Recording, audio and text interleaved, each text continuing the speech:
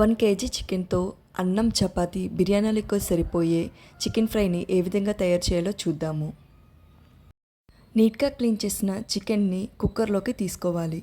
కుక్కర్ని పొయ్యి మీద పెట్టి 2 విజిల్స్ వచ్చే వరకు ఉడికించుకోవాలి. పొయ్యి మీద బాణలి పెట్టి ఆయిల్ని యాడ్ చేసుకోవాలి. తర్వాత చెక్క, లవంగాయ, బిర్యానీ ఆకు వేసి వేయించుకోవాలి. ఉల్లిపాయ ముక్కలు, పచ్చిమిర్చి, పసుపు వేసి వేయించుకోవాలి. తర్వాత అల్లం వెల్లుల్లి పేస్ట్ వేసుకొని పచ్చివాసన పోయే వరకు వేయించుకోవాలి. ఉడికించిన చికెన్ని వాటర్తో సహా యాడ్ చేసుకొని ఒకసారి గెడతో తిప్పుకోవాలి.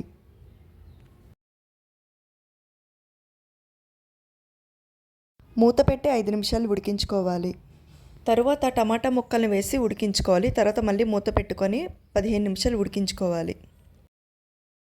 2 చెంచాల ఉప్పు, 2 చెంచాల కారం వేసుకొని ముక్కలన్నిటికీ పట్టే విధంగా గెరటితో ఒకసారి గట్టిగా తిప్పుకోవాలి.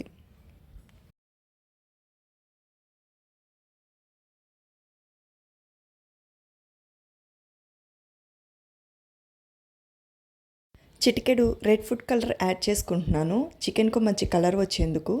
మీకు ఇష్టం లేకపోతే స్కిప్ చేయండి. ఎంతో టేస్టీ చికెన్ ఫ్రై రెడీ అయిపోయింది.